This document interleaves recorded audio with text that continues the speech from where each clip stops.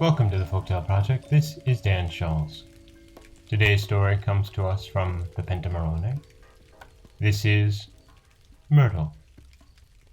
There lived in the village of Miano a man and his wife who had no children whatever, and they longed with the greatest eagerness to have an heir. The woman above all was forever saying, "Oh heavens, if I might but have a little baby, I should not care, were it even a sprig of myrtle."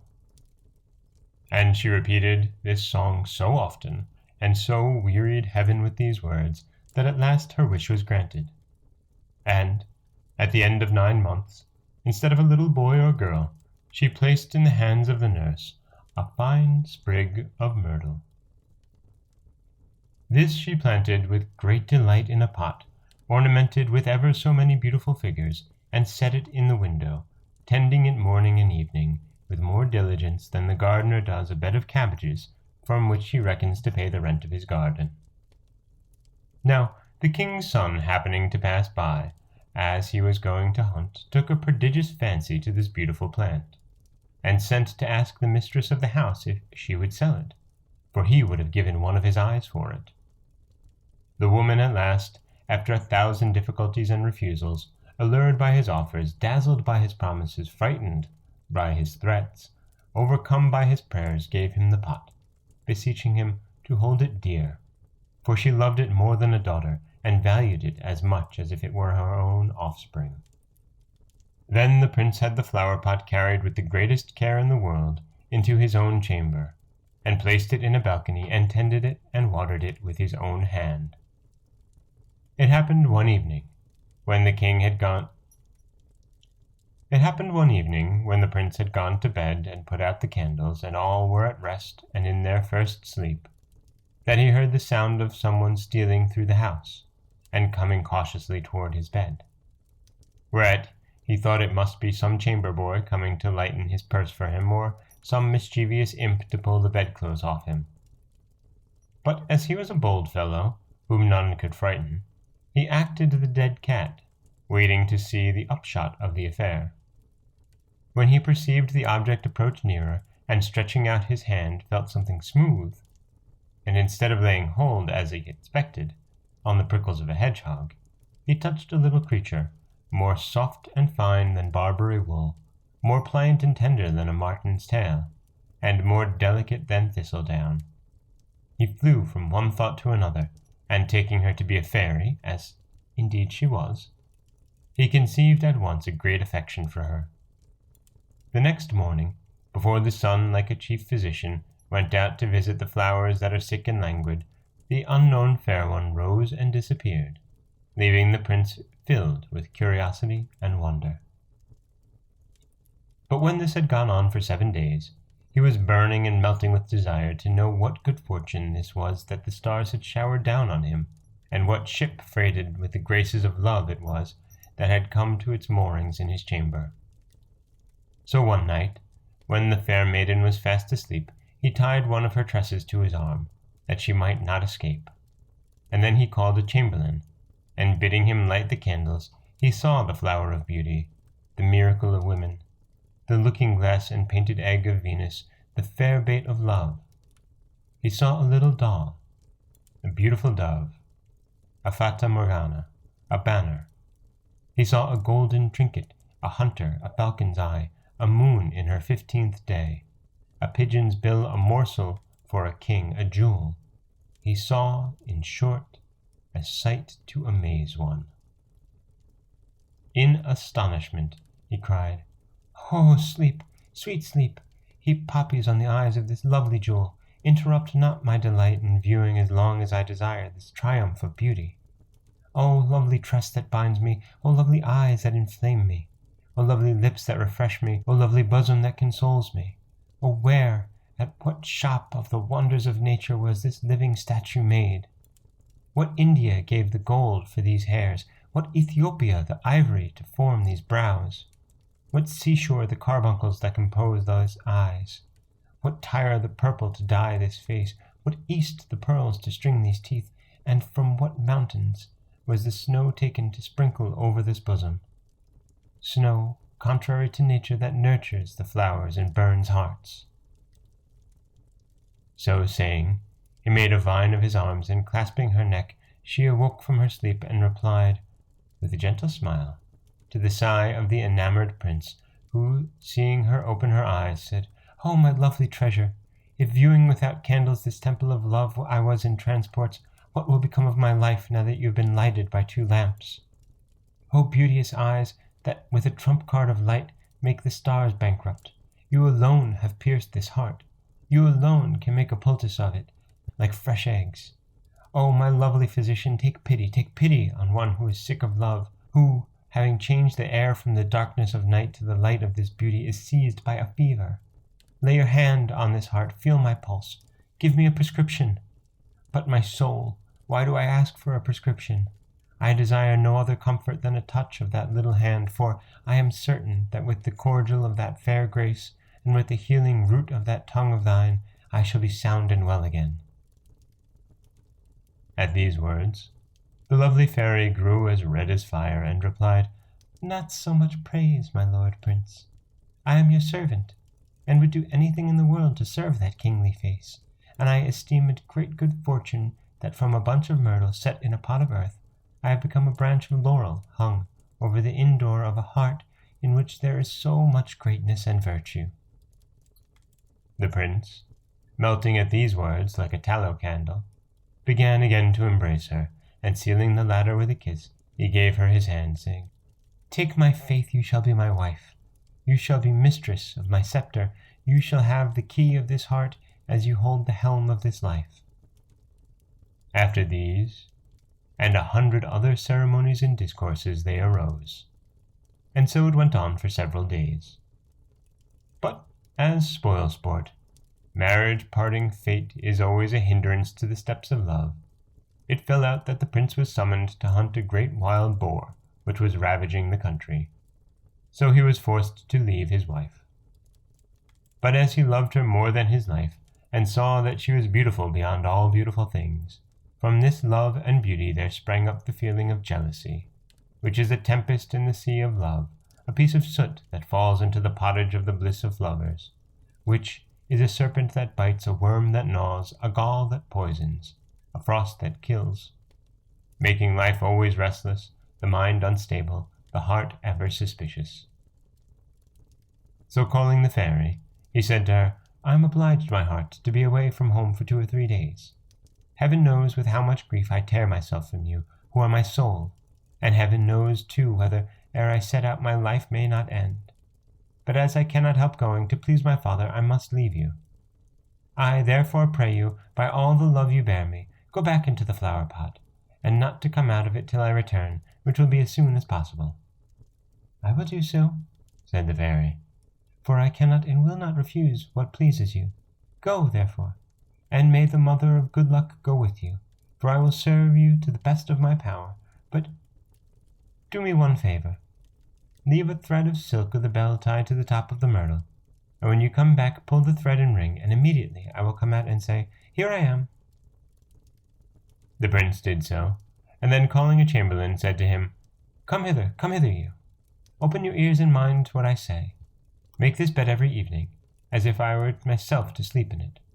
Water this flower pot regularly, and mind, I have counted the leaves, and if I find one missing, I will take from you the means of earning your bread." So he mounted his horse and went like a sheep that is led to the slaughter to follow a boar. In the meanwhile, 7 wicked women, with whom the prince had been acquainted, began to grow jealous, and being curious to pry into the secret, they sent for a mason, and for a good sum of money got him to make an underground passage from their house into the prince's chamber. Then these cunning jades went through the passage in order to explore. But finding nothing, they opened the window, and when they saw the beautiful myrtle standing there, each of them plucked a leaf from it. But the youngest took off the entire top, to which the little bell was hung, and the moment it was touched, the bell tinkled, and the fairy, thinking it was the prince, immediately came out. As soon as the wicked woman saw this lovely creature, they fastened their talons to her, crying, You are the one, you are she who turns to your own mill the stream of our hopes. You it is who have stolen the favor of the prince, but you are to come of an end of your tricks, my fine lady. You are nimble enough in running off, but you are caught in your tricks this time, and if you escape, you are never born. So saying, they flew upon her, and instantly tore her in pieces, and each of them took her part.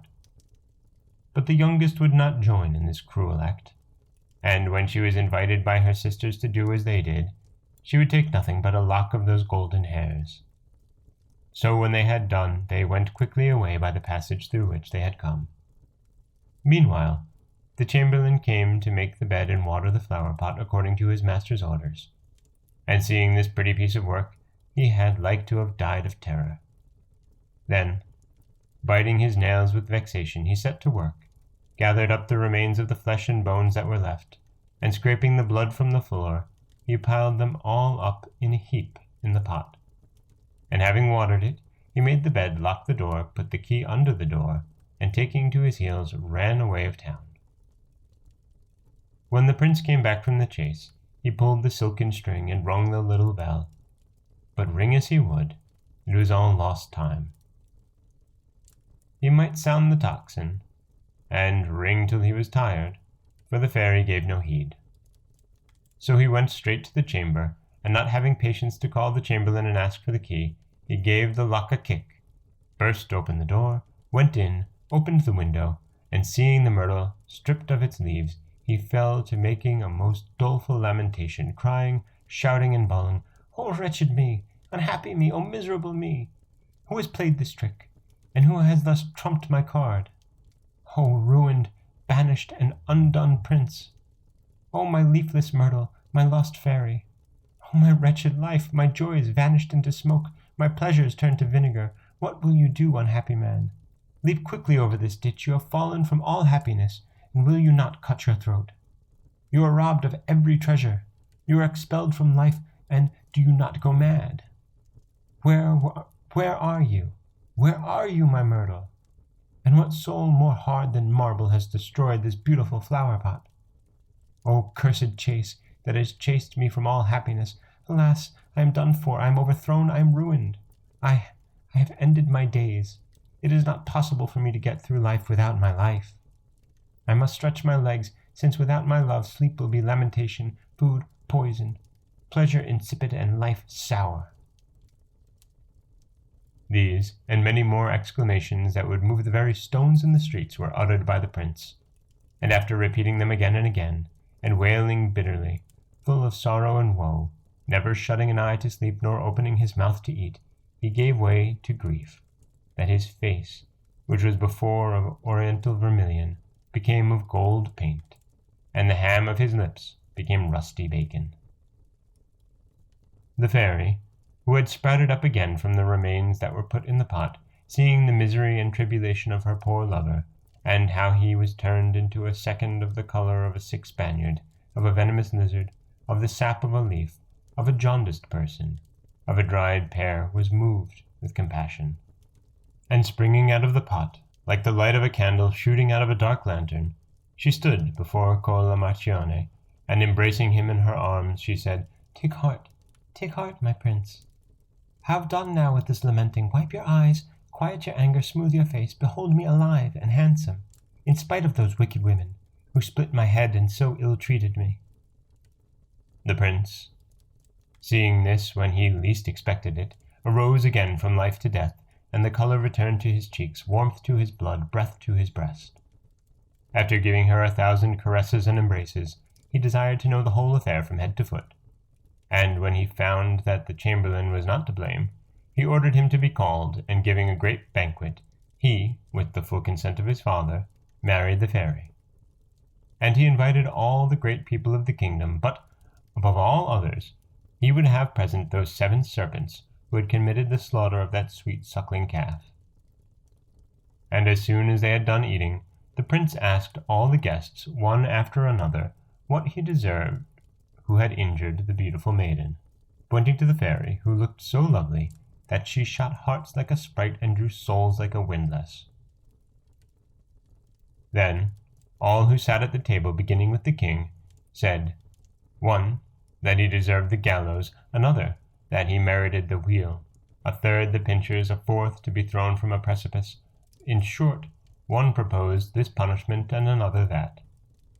At last it came to the turn of the 7 wicked women to speak, who, although they did not much relish this conversation, yet as the truth comes out when the wine goes about, answered that whoever had the heart basely to touch only this quintessence of the charms of love deserved to be buried alive in a dungeon. "As you have pronounced this sentence with your own lips," said the prince, "you have yourselves judged the cause, you have yourselves signed the decree. It remains for me to cause your order to be executed, since it is you, who with the heart of a Negro, with the cruelty of a Medea, made a fritter of this beautiful head, and chopped up those lovely limbs like sausage meat. So, quick, make haste, lose not a moment. Throw them in this very instant into a large dungeon, where they shall end their days miserably." So this order was instantly carried into execution.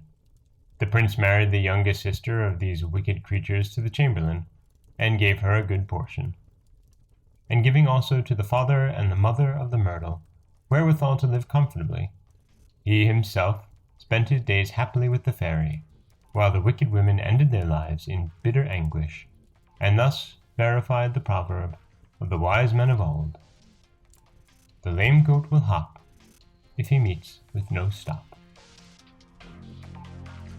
And that is the Italian folktale of Myrtle from the Pentamerone. This is Dan Schulz for the Folktale Project. Don't forget that you can subscribe to the podcast on Apple Podcast, Stitcher, Google Play, anywhere that you like to get your podcasts. You can also follow us on Twitter at Folktale Project. You can find us on Auto Radio and TuneIn Radio.